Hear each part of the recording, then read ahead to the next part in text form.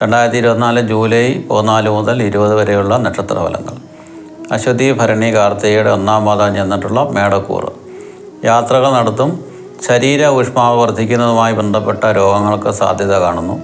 കാര്യസാധ്യത്തിന് തടസ്സവും കാലതാമസവും ഉണ്ടാകും. താമസ സ്ഥലത്ത് അഭിവൃദ്ധി ഉണ്ടാകും. കാർത്തികയുടെ 2, 3, 4 പാദങ്ങളും രോഹിണിയും മകയിരത്തിൻ്റെ 1-ാം പാദവും ചേർന്നിട്ടുള്ള ഇടവക്കൂറ്. മനോദുഃഖവും സ്വജനവിരഹവും ഉണ്ടാകും. രക്തസംബന്ധമായുള്ള രോഗങ്ങൾ അലട്ടും. ഉയർന്ന ഉദ്യോഗസ്ഥരുമായി പൊരുത്തക്കേടും കലഹവും ഉണ്ടാകും. വരുമാനം വർദ്ധിക്കും. മകയിരത്തിൻ്റെ 4-ാം പാദവും തിരുവാതിരയും പുണർത്തിൻ്റെ 1, 2, 3 പാദങ്ങളും ചേർന്നിട്ടുള്ള മിഥുനക്കൂറ്. ദ്രവ്യനഷ്ടം, ഉഷ്ണരോഗം ഇവ മൂലം ദുഃഖമുണ്ടാകും. ഭാഗ്യവും അഭിവൃദ്ധിയും ഉണ്ടാകും. അച്ചടി, പത്രപ്രവർത്തന മേഖലയിലുള്ളവർക്ക് വലിയ വിജയങ്ങളുണ്ടാകും. സാഹിത്യകാരന്മാർക്ക് അനുകൂലമായിട്ടുള്ള സമയമാണ്. പുണർത്തിൻ്റെ അവസാന പാദവും പൂയവും ആയില്യവും ചേർന്നിട്ടുള്ള കർക്കിടകക്കൂറ്.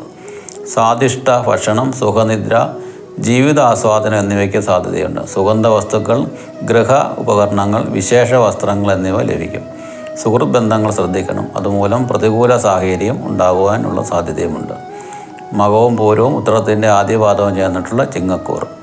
മാനസികമായ ദുരിതങ്ങളുണ്ടാകും. ശത്രുക്കളെ കൊണ്ടും രോഗങ്ങളെ കൊണ്ടും ഉള്ളതുമായിട്ടുള്ള ഉപദ്രവം ഉണ്ടാകുവാൻ സാധ്യതയുണ്ട്. പലവിധ ദ്രവ്യലാഭവും ആഭരണ വസ്ത്ര നേട്ടവും ഉണ്ടാകും. ഗൃഹനിർമ്മാണം ആരംഭിക്കാനായിട്ടുള്ള സാധ്യതയുമുണ്ട്. ഉത്തരത്തിൻ്റെ 2 മുതൽ 4 വരെയുള്ള പാദങ്ങളും അത്തവും ചിത്രയുടെ ആദ്യത്തെ പകുതിയും ചേർന്നിട്ടുള്ള കന്നിക്കൂറ്. ദേവാലയ ദർശന യോഗമുണ്ട്. ഗൃഹത്തിൽ സന്തോഷകരമായിട്ടുള്ള അവസ്ഥ ഉണ്ടാകും. വരുമാനം വർദ്ധിക്കും. വിദേശ ധന ലാഭയോഗം കാണുന്നു. നിയമവ്യവഹാരത്തിനുള്ള സാധ്യതയുമുണ്ട്. ചിത്രയുടെ 3-4 പാദങ്ങളും ചോതിയും വിശാഖത്തിൻ്റെ 1, 2 പാദങ്ങളും ചേർന്നിട്ടുള്ള തുലാക്കൂറ്. പൈതൃകത്തിലൂടെയോ വിവാഹത്തിലൂടെയോ പങ്കാളിത്തത്തിലൂടെയോ ഉള്ള നേട്ടം ഉണ്ടാകുവാൻ സാധ്യതയുണ്ട്. ഇൻഷുറൻസ് പോലെയുള്ളവ കൊണ്ട് സാമ്പത്തിക ലാഭമുണ്ടാകും. ധാർമ്മിക കാര്യങ്ങൾക്ക് ധനം ചെലവഴിക്കും. വിശാഖത്തിൻ്റെ അവസാന പാദവും അനിഴവും തൃക്കേട്ടയും ചേർന്നിട്ടുള്ള വൃശ്ചികക്കൂറ്. കുടുംബാംഗങ്ങളുമായി അഭിപ്രായ ഭിന്നതയ്ക്ക് സാധ്യതയുണ്ട്. ഉദരരോഗം, നേത്രരോഗം എന്നിവ ഉണ്ടാകാം. കാര്യഗ്രഹണശേഷി വർദ്ധിക്കും. ധാർമ്മിക കാര്യങ്ങൾക്ക് പ്രാധാന്യം കൂടുതൽ നൽകും. ധനലാഭം ഉണ്ടാവുകയും ചെയ്യും.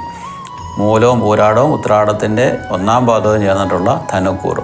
സഹപ്രവർത്തകർ, പങ്കാളി എന്നിവരിൽ നിന്ന് നേട്ടമുണ്ടാകും. മേലധികാരികളിൽ നിന്നും അനുകൂല സാഹചര്യമുണ്ടാകും. സാമ്പത്തിക സ്ഥിതി വർദ്ധിക്കും. ബന്ധുക്കളുമായി കലഹമുണ്ടാകാതെ ശ്രദ്ധിക്കണം. ഉത്രാടത്തിൻ്റെ 2, 3, 4 പാദങ്ങളും തിരുവോണവും അവിട്ടത്തിൻ്റെ ആദ്യത്തെ പകുതിയും ചേർന്നിട്ടുള്ള മകരക്കൂറ്. സാമൂഹിക നേട്ടങ്ങളിൽ ഗുണപരമായിട്ടുള്ള സ്വാധീനമുണ്ടാകും. പങ്കാളിയിൽ നിന്ന് നേട്ടമുണ്ടാകും. ഭക്ഷണ സാധനങ്ങൾ മുഖേന ആരോഗ്യ പ്രശ്നങ്ങളുണ്ടാകും. സഞ്ചാരം വർദ്ധിക്കും. അവിട്ടത്തിൻ്റെ 3, 4 പാദങ്ങളും ചതയവും പൂരിട്ടാതിയുടെ 1, 2, 3 പാദങ്ങളും ചേർന്നിട്ടുള്ള കുംഭക്കൂറും. ശത്രുപീഡ, രോഗം എന്നിവയ്ക്ക് സാധ്യതയുണ്ട്. അനാരോഗ്യമുണ്ടാകും. കഠിന അധ്വാനത്തിലൂടെ നഷ്ടപ്പെട്ടത് വീണ്ടെടുക്കുവാൻ സാധിക്കും. യാത്രകൾ കൊണ്ട് നേട്ടമുണ്ടാകും. ധാതുദ്രവ്യങ്ങളുടെ ലാഭം ഉണ്ടാവുകയും ചെയ്യും. പൂരിട്ടാതിയുടെ അവസാനത്തെ പാദവും ഉത്രട്ടാതിയും രേവതിയും ചേർന്നിട്ടുള്ള മീനക്കൂറ്.